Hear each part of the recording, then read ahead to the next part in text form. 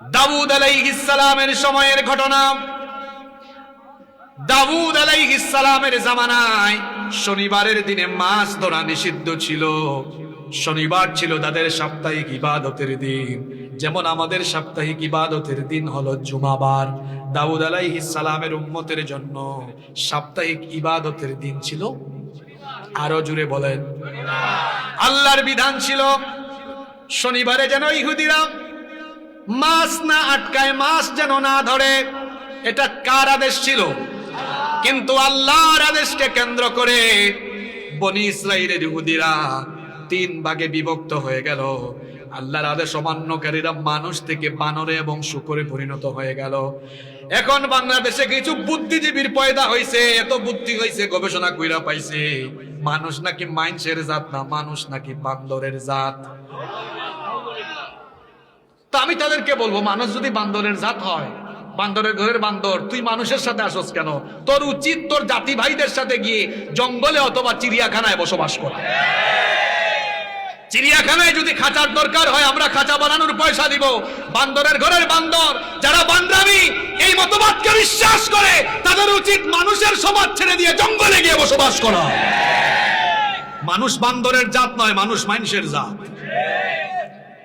Charles ডারউইনের মতবাদকে আধুনিক বিজ্ঞান বহু আগে ডাস্টবিনে ফেলে দিয়েছে, আর তারা ডাস্টবিন থেকে সেই ডারউইনের বিবর্তনবাদ তত্ত্ব কুড়িয়ে এনে আমাদের ট্যাক্সের পয়সায় ছাপানো বইয়ের ভেতরে দিয়ে আমাদের কোমলমতি বাচ্চাগুলোকে, আমাদের ছেলে মেয়েগুলোকে সংশয়বাদী বানানোর জন্য নাস্তিকতাবাদ চর্চার ব্যবস্থা করেছে। এদেশে একজন মুসলমান বেঁচে থাকতে নাস্তিকতাবাদ চর্চা করতে দেওয়া হবে না, হবে না, হবে না ইনশাআল্লাহ।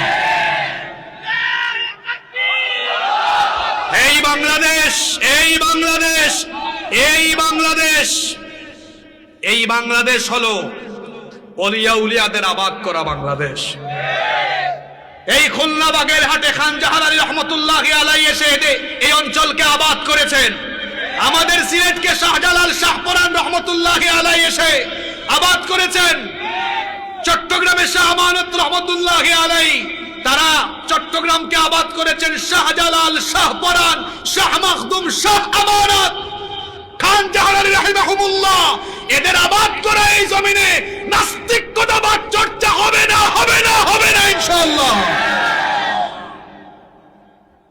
মানুষ মানুষের জাত, আদম থেকে মানুষ হয়েছে।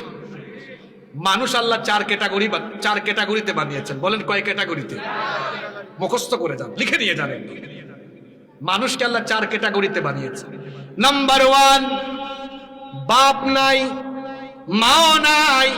মা বাপ ছাড়া, কোনো নারী পুরুষের মিলন ছাড়া সর্বপ্রথম মানুষকে যিনি বানিয়েছেন তিনি কে? মা ছাড়া, বাপ ছাড়া প্রথম মানুষের নাম কি? ওনার কোনো বাপও নাই, ওনার কোনো মাও। সরাসরি মাটি থেকে আদম বানিয়েছেন কে? এটা 1 নম্বর ক্যাটাগরি। 2 নম্বর ক্যাটাগরি আল্লাহ কোরআনে বলেছেন, ওয়া খালাকা মিনহা যাওজাহা, আদম থেকে আমি তার স্ত্রীকে বানিয়েছি। আদম থেকে তার স্ত্রী হাওয়া আলাইহিস সালামকে আমি বানিয়েছি। এটা হলো 2 নম্বর ক্যাটাগরি। মানুষ বানানোর 3 নম্বর ক্যাটাগরি হলো আদম আর হাওয়ার মাধ্যমে আল্লাহ বলেছেন, ওয়াবাসা মিনহুমা রিজালান কাসীরাম ওয়া নিসাআ, এই 2 জনের মধ্য দিয়ে আমি জগৎ সংসারের বিস্তৃতি ঘটিয়েছি। জগৎ সংসার, দুনিয়ার সংসারকে বড় করেছি। এই দুনিয়াতে বর্তমানে 800 কোটি মানুষ বাস করছে, কিন্তু পৃথিবী নামক এই সংসার শুরু হয়েছিল মাত্র কয়জন দিয়ে? নারী আর পুরুষ দিয়ে। সন্তান পয়দা হয়েছে এই যে আমি আর আপনি, আমরা সবাই নারী পুরুষের মিলনে এসেছি। 1 ফোঁটা স্পাম, 1 ফোঁটা শুক্রাণু থেকে ধীরে ধীরে করে মায়ের পেটের ভেতরে, রেহেমের ভেতরে, মায়ের রেহেমের ভেতরে ভ্রূণের বিকাশ সাধিত হয়েছে। স্পাম থেকে, শুক্রাণু থেকে ধীরে ধীরে করে ওই শুক্রাণুকে জমাট বাঁধা রক্তে, জমাট বাঁধা রক্ত থেকে গোশতপিণ্ড, গোশতপিণ্ড থেকে বড় হাড্ডি, বড় হাড্ডি থেকে তার উপরে গোশতের পোশাক পরিয়ে দিয়ে, স্ট্রাকচারে দিয়ে মায়ের পেটের ভেতরে এমন কারিগরি ব্যবস্থাপনায় যিনি বানালেন তিনি কি? তাহলে মানুষ সৃষ্টির 3 নম্বর পর্যায় হলো নারী পুরুষের মিলনে মানুষ যিনি বানালেন তিনি কে?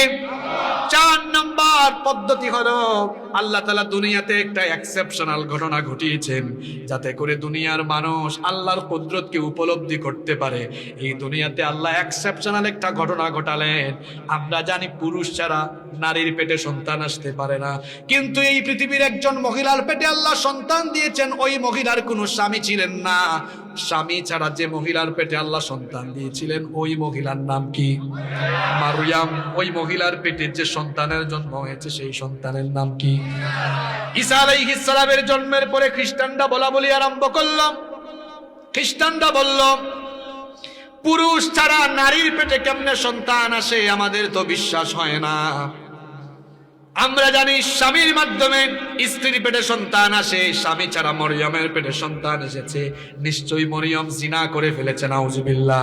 তারা যখন মারিয়াম আলাইহিস সালামের চরিত্র অপবাদ দিল, আল্লাহ বললেন ইন্না মাসালা ঈসা ইনদাল্লাহি কামাসালি আদম খালাকাহু মিন তুরাব।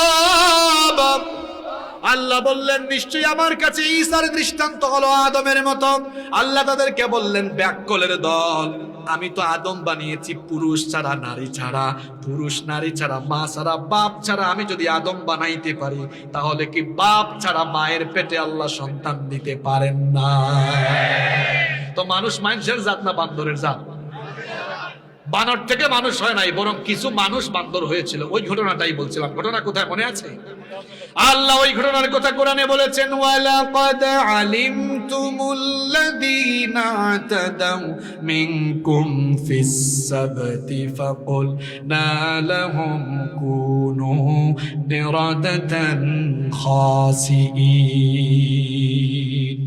আর অবশ্যই শনিবারের ঘটনা তোমাদের জানা আছে। শনিবারের বিধান লঙ্ঘনকারীদের কিভাবে আমি গজব দিয়েছিলাম, বানর বানিয়েছিলাম। আল্লাহর এই আদেশকে অমান্য করে কিছু লোক কিভাবে বানর হয়েছিল শুনেন। আল্লাহর এই আদেশকে কেন্দ্র করে বনী ইসরাইলের ইহুদিরা 3 ভাগে ভাগ হয়েছিল। কয় ভাগ? জোরে বলেন, কয় ভাগ?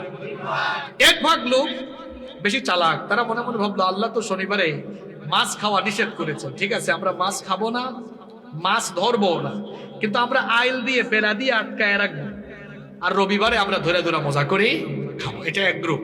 2 নম্বর গ্রুপ, এরা মাছ ধরলো না, কিন্তু যারা মাছ আটকাইতেছে ধরতেছে এদেরকে বাধা দিল না। সুফি আর কি। আচ্ছা আচ্ছা, এ ভাই মাইক অপারেটর ভাই এদিকের সাউন্ডটা ক্লিয়ার করে দেন, অথবা এটা ঘুরায় দেন। ঠিক আছে, ব্যবস্থা হবে। অথবা এই বক্সগুলো ঠিক আছে ঘুরিয়ে দেওয়া হচ্ছে। কষ্ট হচ্ছে নাকি আপনাদের? কষ্ট হচ্ছে? শোনেন, তাহলে 1 ভাগ লোক মাছ আটকাইলো, আরেক ভাগ লোক আটকাইলো না, কিন্তু যারা আটকাইতেছে এদেরকে বাধা দিল না। আরেক ভাগ লোক মাছ আটকায় নাই, কিন্তু যারা আটকাইতেছে তাদেরকে গিয়া বললো ভাই তোমরা মাছ আটকাইতেছো কেন? আটকাইও না, নিষেধ দিয়েছে। তাহলে কয় গ্রুপ হইল? কয় গ্রুপ? গজবের সময় যখন আসলো ফেরেশতা তখন বলল আল্লাহ সবার উপরে কি গজব দিব? আল্লাহ বললেন না, 1 শ্রেণীকে আলাদা করো। ফেরেশতা বলল কারা? যারা মাছ আটকায় নাই কিন্তু বাধা দিয়েছে। 3 গ্রুপ থেকে 1 গ্রুপ বাদ দাও, বাকি আছে কয় গ্রুপ? 2 গ্রুপ। ফেরেশতা জিজ্ঞেস করলো আল্লাহ এই দুই গ্রুপের মধ্যে 1 গ্রুপ তো অপরাধী, এরা মাছ ধরছে আটকাইছে, কিন্তু আরেক গ্রুপ তো মাছ ধরে নাই আটকায় নাই, এদেরকে গজব দিব কেন? আল্লাহ বললেন মাছ ধরে নাই আটকায় নাই ঠিক আছে, কিন্তু বাধাও দিয়া দেয় নাই, সুতরাং গজবে আগে এদেরকে ফেলো যারা বাধা দেয় না। এই 2 গ্রুপকে একত্রিত করে একদিনে বনি ইসরাইলের 70,000 ইহুদিকে আল্লাহ যুবকদেরকে বানর বানিয়েছেন আর বুড়াদেরকে শূকর বানিয়ে দিয়েছেন।